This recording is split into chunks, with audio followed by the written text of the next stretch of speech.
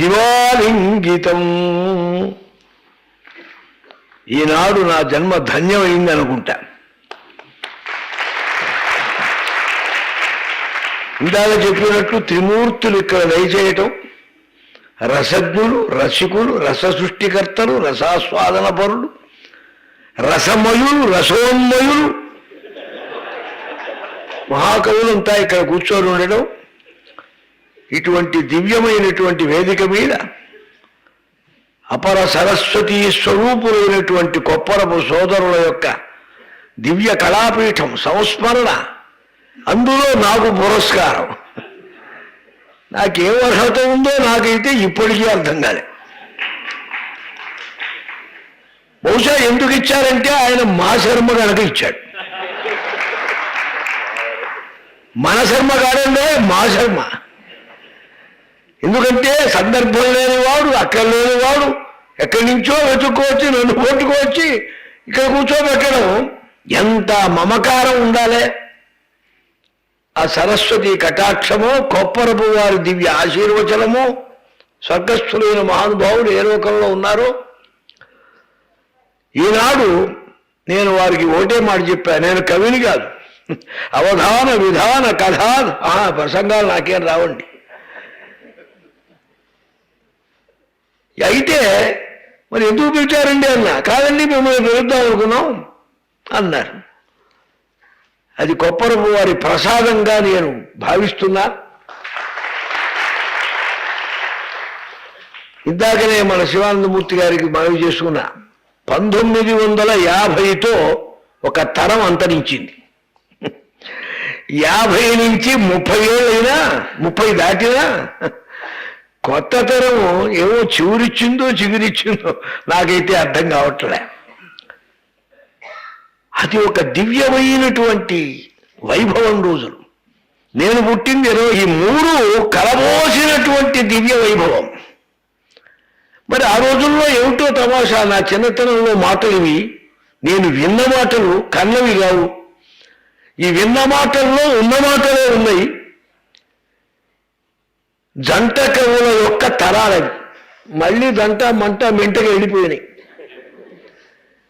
కొప్పరపు కవులు, తిరుపతి కవులు, వెంకట పార్వతీశ కవులు, రామకృష్ణ కవులు. ఏమిటిది డబల్స్? ఏమిటర్థం? ఏం వైభవం? సరస్వతీదేవి నానా రూపాలతో విశ్వరూప విలాస విహార వినోదం చూపించిందామె. అది విశేషంగా మన తెలుగు జాతికి మహావైభవ స్థానం, వైభవ సమయం. సరస్వతి చలన లాస్య భంగా మంజీరమును మోగినటువంటి మంజుల మంజీరతల సుందరమైనటువంటి స్వనాలు కావచ్చు. ఏమి వైభవం! అటువంటి కాలాన్ని తలుచుకుంటే గగుర్పాటు కలుగుతుంది. కానీ ఒక్కటి తేడా, జెండాపై కపిరాజు గొర్రెలు కాసేవాడి దగ్గర నుంచి బర్రెలకు పాలు తీసేవాడి వరకు, జుర్రుకునేవాడి దగ్గర నుంచి ఎవరికైనా అందించేటువంటి మాట చెల్లెలో చెల్లకు చేసిన ఎత్తును సైచిరి. ఇవాటికి 10,000 మంది వినేటట్టు చెప్పగలను పురాణం. వద్దనుకున్నా ఆపేక్షాలితే. నేను ఆపబట్టే ఇట్లాంటి పురస్కారాలు వచ్చినాయేమో. చూశారా? ఇలా ఆపాల గోపాలంలోకి వెళ్ళిపోయింది తిరుపతి వారి రచనా విధాన సంధానం. మరి మన దురదృష్టమో ఈశ్వర సంకల్పమో కొప్పరపు వారిది ఆ వెలుగులోకి రాలేదు. ఏదో నా చిన్నతనంలో మధ్యకాలంలో అయితే అసలు వినపడలే. నేను 60 ఏళ్ళు పురాణాల కోసం ఢిల్లీ నుంచి ఎక్కడెక్కడ ప్రపంచం అంతా దిగాలనుకోండి. ఆ అనుభవంలో చెబుతున్నా. అది సరస్వతీదేవి గుర్తించి పంపించింది ఒక ప్రేరణ మా శర్మ యొక్క హృదయంలోకి. యార్లగడ్డ వంటి వారు దాని భుజస్కంధాలు పట్టుకుంటారు. సారథులు కావాలి, నడిపేవాళ్ళు కావాలి, వహించేవాళ్ళు కావాలి, భరించేవాళ్ళు కావాలి. కుర్చీ మీద కూర్చోబడితే కూర్చోవడం నా పోటీ వాళ్ళు చాలా మంది వస్తారు. ఇది భరించి వహించి సహించేటువంటి ఒక సంస్థ, కళాపీఠం. గుండవూరు లక్ష్మీనారాయణ గారి వంటి వారికి కలిగి ఇలా చూడండి, మన సారస్వతం ఎంతో పోయింది. మహానుభావులు, ప్రాతస్మరణీయులు, ఎప్పుడూ గుర్తించదగిన వారు, దైవ సమానులు, హయగ్రీవ రూపాంతరులు బెల్లంకొండ రామారావు గారు శతాధిక గ్రంథాలు చేశారు. ఒక విషయం కాదు, అద్వైతం కాదు, మీమాంస కాదు, వ్యాకరణం కాదు, సాహిత్యం కాదు, అలంకారంగా ఆయన ధోరణికి హయగ్రీవుడు కలం పట్టించిన కలం అది. అటువంటి గ్రంథాలు ఎన్నో మరువులు పడ్డాయి. నేను కూడా వెతిగా, కుదరలే. కవితా సుబ్రహ్మణ్య శాస్త్రి గారు నరసరావుపేటలో వైద్యుడు, ఆయుర్వేద వైద్యుడు, ఆయనలో ప్రేరణ వచ్చి ఆయన గురుత్వంతో ఆ గ్రంథాలన్నీ బయటికి తీసి గీతాభాష్యం వంటి రాశారు. ఏం భాష్యం! శంకరుల వారు వదిలిపెట్టింది ఈయన కోసమేనేమో అనిపించింది నాకు ఆ భాష్యం చదువుకుంటే. అటువంటి లోపాన్ని మరల ఆ పరమేశ్వరుడు విలాసంగా చూపించడానికి కొప్పరపు వారిని స్మరింపజేసి, ఇది ఎవరికి క్షేమం అన్నారు? ముందు మాశర్మ గారికి కాదు కాదు, ఈ అనుభవం రుచి చూచేటువంటి సమస్తమైన ఆంధ్ర ప్రజానీకాలి. మరుగున పడిపోయిన ఈ టేపు రికార్డులు లేవు, సీడీలు లేవు, వీసీడీలు లేవు, ఏమీ లేవు. ఆ రోజు ఫోటోలే లేవు అసలు. సరిగ్గా చూస్తే ఏదో చిత్రలేఖనంలాగా ఏర్పాటు చేసుకున్న ఫోటోలు. అటువంటి దాన్ని మరల సమాజంలోకి అందించడానికి విశేష కృషి చేస్తున్నారు. ఇది తెలుగునాట చాలా అవసరం. ఇవాళ పద్యం అనేది చాలా భాగం అంతరించింది. పద్యాల తోరణం అని ఒకటి పెట్టారు ఈ మధ్య ప్రోగ్రాం. పద్యాలతో రణం అన్నా నేను. ఆ పద్యం చదివేవాడికి పద్యమాది గద్యమా అనవద్య హృద్యత కలిగింది పద్యంబుగాని లేనిది గద్యంబునా. అనవద్యమైనది కావాలి, పద్యం చదవాలి. ఎంతమందో పద్యాలు చదువుతారు. పద్యాలు రకరకాలు. కర్ణాటక సంగీతం వారు ఒక రకంగా, ద్రవిడ స్టైల్ ఇంకో రకంగా, కవులు చదివేది ఇంకో రకంగా, మహానుభావులు వీరంతా చదివేది ఒక రకం. మాకు ఏ రకం రాని వాడిది మురారే స్తృతీయ పంథ. సింగం ఒకటితో గుహంతరమునం చేట్పాటు మాతండ స్ఫోర్జిత యూధ దర్శన సముద్రక్రోధమై వచ్చు రోజం. ఇందాక ఎంతో మధురంగా మనకు కొప్పరం వారి కవుల పద్యాలు వినిపించారు. కమనీయ రమణీయ హృదయ సంగీత ధోరణితో. మనకు సము లేదు, గీతం లేదు. ఇదేమిటయ్యా అన్నారు. ఇదో శైలి అన్నా. ఎవడికి రాని శైలి కనుక నాది కూడా ఒక అట్రాక్షనే.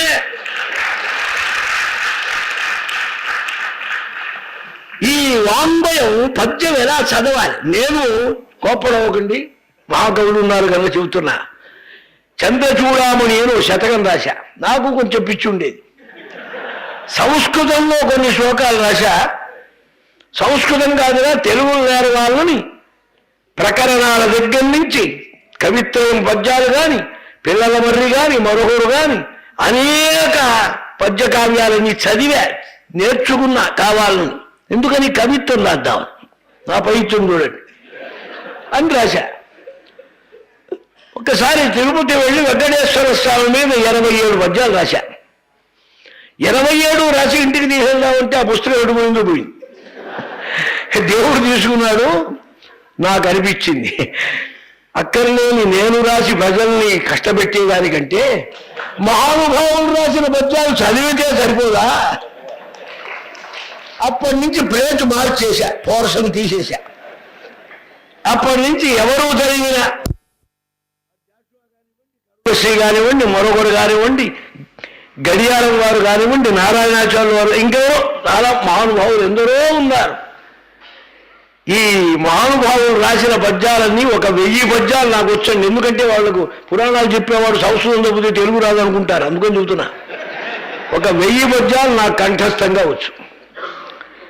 కనుక ఈ తెలుగు భాష మీద ఉన్న పిచ్చి నాకు చాలా పెద్దది. ఈ రెండింటినీ విచారించడానికి కొంత నాకు ఫీల్డ్ కూడా అవసరం. మూలానికి తెలుగుకు కంపారిజన్ ఎలా ఉంది, వాటికి వీటికి సమన్వయం, అందుకోసం ఏదో రకరకాలు. కనుక ఈ వాంగ్మయం పద్యం చదవటం నేర్పడం కూడా ఒక స్కూల్ పెడితే బాగుండనిపించింది నాకు. నండూరు రామకృష్ణమాచార్యులు గారు ఒక మాట అన్నాడు, పద్యం ఎలా చదవాలనేది కొంచెం ఓ సంస్థగా పెట్టి చేయాలని మీరు కొంచెం అందులో చూపించమన్నాడు. నా పద్యం వినటానికి సంపూర్ణంగా ఉంటుందా, నాకు తోచింది అంటున్నాను. పద్యం చదవటం ఆఖరికి రామునితోక పివరుండిట్టనియే మారీ చుని మొద మగచిన అంటాడు. 90 వైద్యాలకు తాగుతారంట. వాళ్ళన్నారంటే అర్థం ఉంది పాపం, వాళ్ళకు భాషా పరిచయం లేదు. మనవాళ్ళు కూడా చుని దగ్గర పడితే బాగుంటుందని పడుతున్నారు తాళాలు. అచ్చ తెలుగు వచ్చిన వాళ్ళు కూడా. కనుక పదవాంగ్మయం కూర్పులో నేర్పులో చూడండి, ఒక్క పదం ఉంది, హారం. అగ్రహారం, సంహారం, ఉపహారం, విహారం, ఆహారం. అయ్యా మీకు ఉపహారం అయిందా అంటే ఎట్టా ఉంటుంది, ఇంట్లోంచి రాగానే ప్రహారం అయిందా అంటే ఎట్టా ఉంటుంది. ఏముందండి, ఒక్క ఉపసర్గ ఆ తీసి ప్రాబెట్టాం అంతేగా. అంతానే ఏదో ఒక్కటి తీసి ఒకటి పెడితే.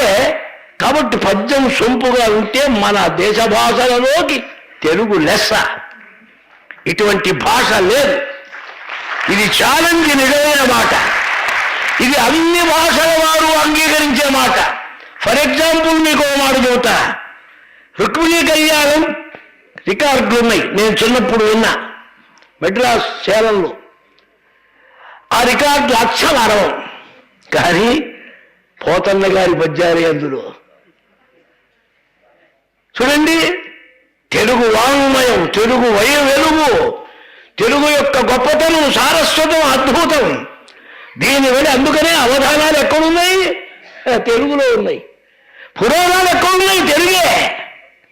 ఓ కథా సంకీర్తనం అంటారు. యూపీ, మహారాష్ట్ర వెళితే, ద్రావిడ దేశానికి వెళితే వాడు సంగీతోపన్యాసం అంటాడు. పురాణ ప్రవచనం అనేవాడు లేడు, అది తెలుగువాడు సొమ్ము. ఈ తెలుగు వాళ్ళు సృష్టించినటువంటి చక్కని తేట వైభవం మనకున్నది. మహానుభావులు పుట్టారు ఇక్కడ, నన్నయ్య తిక్కరాదు. చూడండి,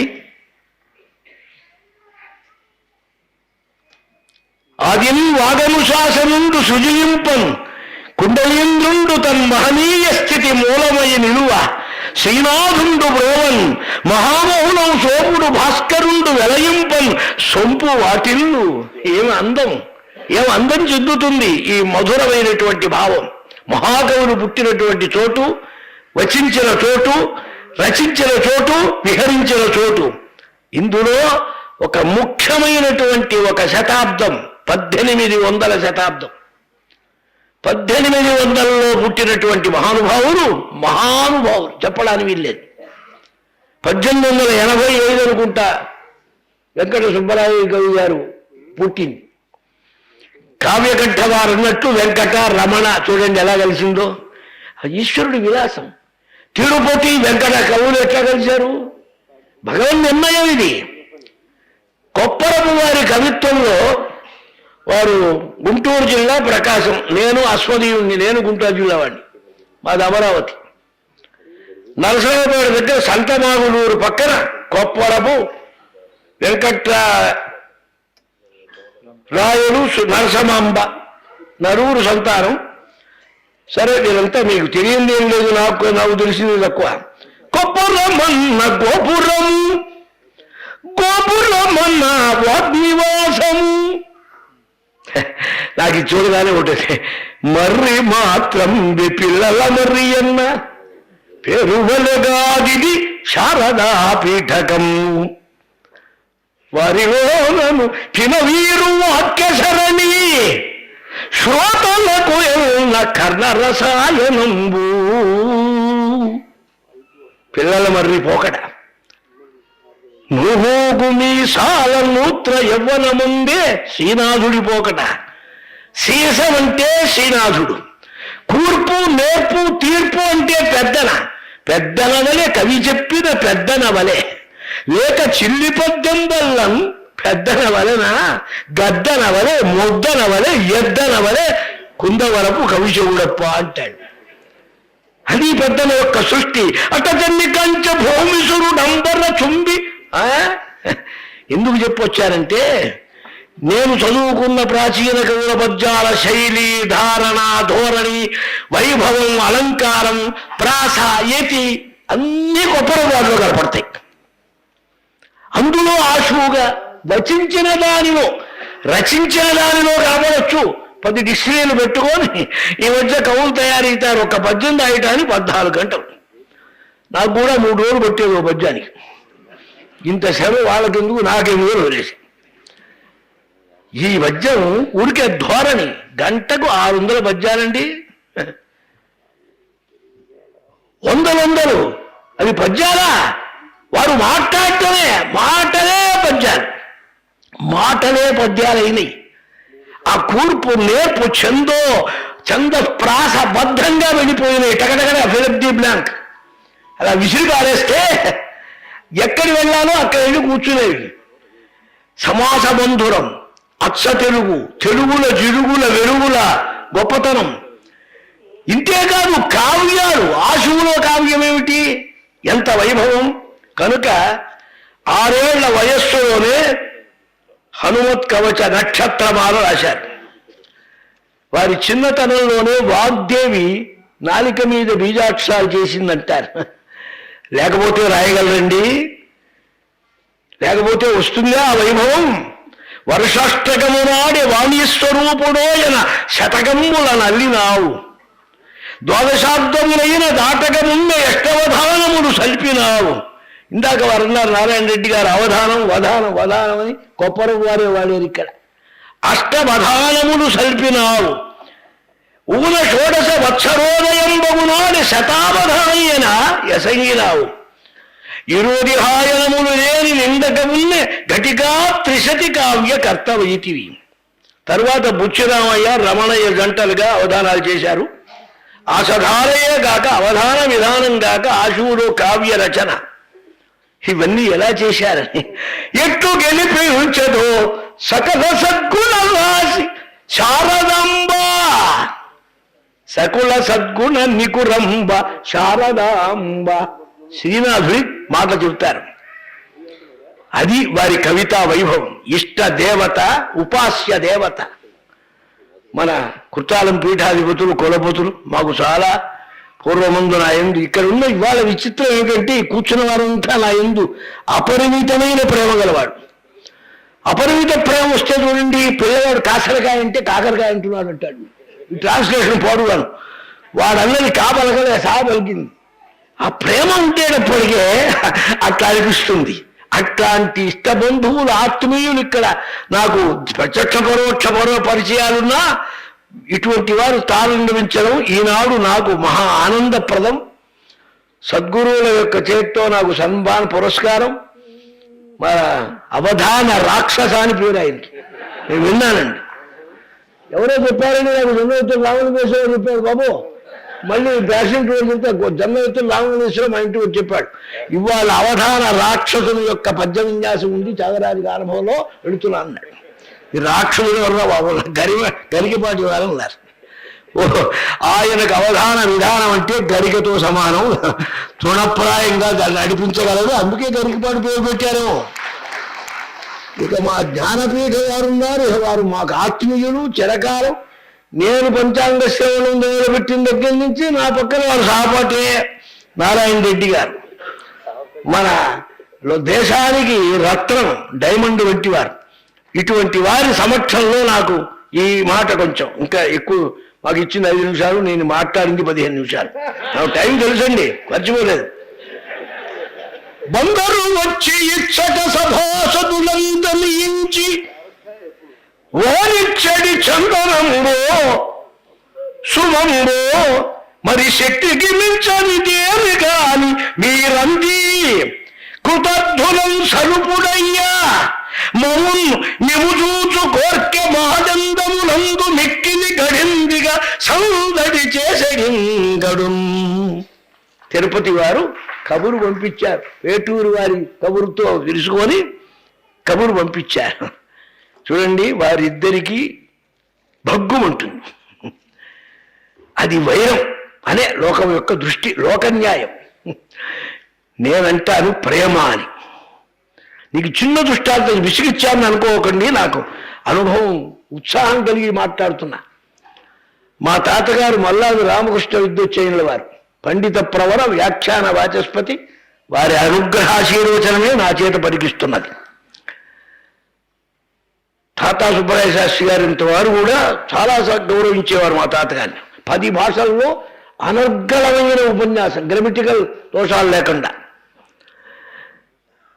వారికి ప్రత్యర్థులు ఉండేవారు ఆ రోజుల్లో.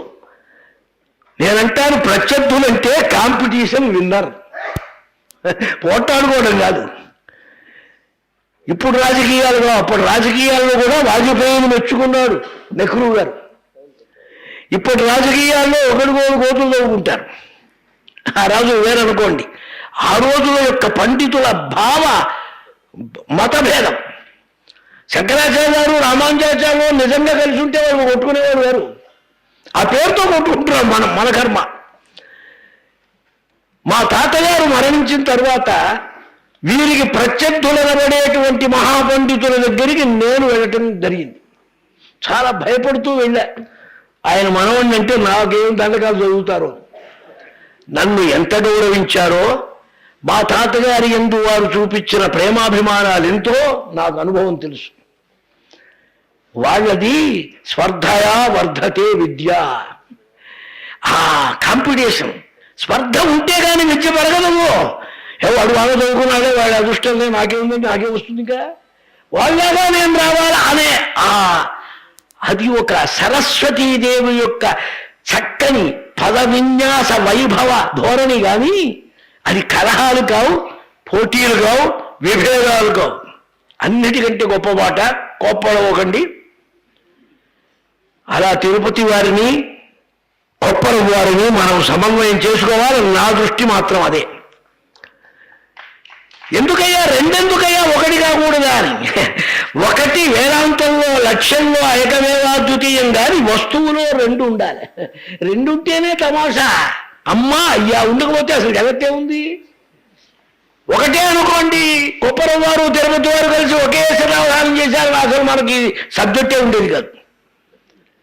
వాళ్ళిద్దరు కాంపిటీషన్ పట్టం, అది సరస్వతీదేవి యొక్క విలాస వైఖరి. అలా సమన్వయించుకోవాలి. అన్నిటికంటే గొప్పతనం, కోప్పడవకుండా ఎవరన్నా ఉంటే క్షమించండి. కవులకు, గాయకులకు సదాచారం చాలా దూరం, కష్టం. అడ్జస్ట్మెంట్లు చాలా ఉంటాయి. వీటి దుంపదేగా ఇబ్బంది. నేను కళాకారుల్లో ఒకరిని పురాణంగా చెప్పలే, అదొక ఆర్ట్గా ఉపాసించి చెప్పా. అందుకని నాకు తెలుసు. దీంట్లో కొన్ని దురాచారాలు ఏవో వస్తాయి, ఇబ్బందులు. సదాచార పరులు కొప్పరపు కవులు వారు. ఏ కవులకు లేని క్రెడిట్. మరి వాళ్ళంతా కవిత్వంలో చెప్పారు, అలంకారాలు, రసాలు. నాకు రావాయి ఏదో కొత్త చెప్పాలిగా. సదాచార పరులు. అన్నిటికంటే గొప్ప చెప్పమంటారా?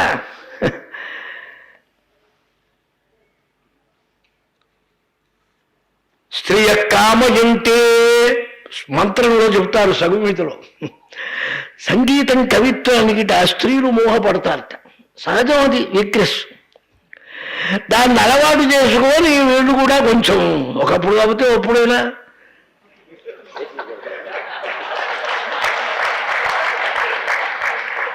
ఈ దోషం కాగడాతో వెతికి చూసినా కొప్పరపు కవుల దగ్గర లేదు. ఛాలెంజ్. ఇది మీరు ఒక్కరు చెప్పారా? నాకు తోచింది. నాదును నేడు నేమి ఒకనాటికి పోటికి చిక్కబోము, పోబోడుల బోడునంతగిలి పోడిని మాన్పద లాభమేమి, మా కూడిక కరుహులంచు విధి గుర్చిన భారలు కలిగిరి, ఇంతకే బోడుల తోడదేమి పని పూర్ణ యశస్కులో ఇట్టెరుంగుమా. ఎంత ధీమా, ఎంత దర్జా, ఎంత రసజ్ఞత చూడండి. ఈ మాట ప్రవరుడు, పెద్దన గారు ప్రవరుడు చేత వాటి పెట్టాడే. ఆ వైభవం వారి దగ్గర ఉంది. ఇక వైషమ్యం, వారి దృష్టిలో వైషమ్యం లేదు. ఆ రోజు పెరుక్కున్నాడు ఏదో ఒక వర్గం అటు ఒక బెర్రజంగాదు నియోగి వైదుకులకు భేదంబు రవ్వంతయు లేని భేదాన్ని కల్పించుకొని బ్రహ్మాండాన్ని సృష్టించుకొని జీవుడు అవిద్యావరణతో భవబంధాన్ని పొందినట్టుగా లేని భేదాన్ని కల్పించుకొని కుమ్ములాట ఆడుకొని ఈ వర్గ పక్కన ఉంటారుగా అసలు వాళ్ళకు ఉండదు. ఆ రోజుల్లో వారు సొంతంగా చెప్పుకున్న మాట రవంతయు ధరపై వారలు చాలా మైత్రిగొని మిథ్యావాదములు మాని ఒందరును ఆహ్లాదము పొందుటంతగును వేరొక్కండుగానున్నచో సిరులెల్లంచడిపోవు కీర్తులు అడవు చింతలు కదులు వర్ధిలు. భేదరహితులు, అద్భుతమైన క్యారెక్టర్, అఖండమైన దుర్గాదేవి ఉపాసన. తిరుపతి వారికి అమ్మవారి కరుణే, ఆదిభట్ట నారాయణదాసు గారికి అమ్మవారి కరుణే, వీరికి కూడా కరుణే. భగవచ్చక్తి కరుణ సంపాదించిన నైష్ఠికులైన పరమేశ్వర కరుణ ఎలా వస్తుంది? ఎవృణీతే తమేవానుగ్రహైతి. ఎవరి యందు అనుగ్రహం కలుగుతుందో పరమాత్మను వాణ్ణి వరిస్తారు. అలా సరస్వతీదేవి వరించి నిలిచినటువంటి వారు ఎంత సాహసం చెప్పండి. వీరభద్రు చరణాల మీద ఏకైక ధ్యాయిని. పిల్లలు మరి అంటారు జైమిని భారతంలో రకరకాలుగా సవాల్ చేసి మాట్లాడారు. వాణి నా రాణి అన్నాడు ఆయన. చూడండి, అమ్మవారితో కాటుక కంటి నీరు చనుకట్టి వయంబడి ఏల ఏడ్చదో అన్నాడు పోతన్న. సహజమైనటువంటి భావోద్వేగంతో ఆ పరమేశ్వర కరుణతో కూడినటువంటి మహామూర్తులు గనక వారిని స్మరించి వారిని వారి యొక్క యశస్సును చక్కగా మనం ప్రచారం చేసి వారి గ్రంథాలను చూపించి తెలుగు వాంగ్మయాన్ని లోకంలో ఉద్ధరింపజేసే మహత్కార్యం ఇది. ఇందులో ఇంకొకటి ఉంది. జాయమానో వై బ్రాహ్మణ త్రిభిరరుణవాజాయతే బ్రహ్మచర్యేణ ఋషిభ్య యజ్ఞేన దేవేభ్య ప్రజా పితృభ్య. మా శర్మ గారు చేస్తున్నది పితృరుణ విముక్తి. అయితే మీకు ఒక సందేహం కావచ్చు, ఆయన కొడుకుగాడు కొడుకుగాడు పిచ్చివాడా, భారతం ఆదిపర్వం చదవరా, యయాచుపాఖ్యానం దౌహిత్రుడు ఉంటే చాలురా మా కొడుకు కింద లెక్క. కొడుకు స్థానంలో దౌహిత్రుడుగా మా శర్మ గారు రుణయుక్తి చేసుకుంటున్నాడు. కొప్పరపు వంశాన్ని లోకానికి గోపురం లాగా. అసలు కొప్పరం అంటే ఎవరికి తెలుసండి? గౌరు పుట్టకపోతే కొప్పరం లేదు, ఉప్పరం లేదు. కొప్పరాన్ని ఇంత దూరం ఇన్ని శతాబ్దం వరకు నడిపించిన వెలుగు అఖండ యశస్సు కలిగిన మహానుభావులు సరస్వతీ స్వరూపులు. అటువంటి కొప్పరపు కవులకు చేతులు జోడిస్తూ ఆ పురస్కారం నాకు మహానుగ్రహంగా భావిస్తూ ఇదంతా పరమేశ్వర కటాక్షం సరస్వతి అనుగ్రహ విశేషంగా మీ అందరి ఆదరాభిమానాలకు ముగ్ధుండవుతూ ఇది మహాభాగ్యమని తలుచుకుంటూ కొంచెం ఆ కాలాతిక్రమమైంది క్షమించమని కోరుతూ సవినయంగా విరమిస్తుంది.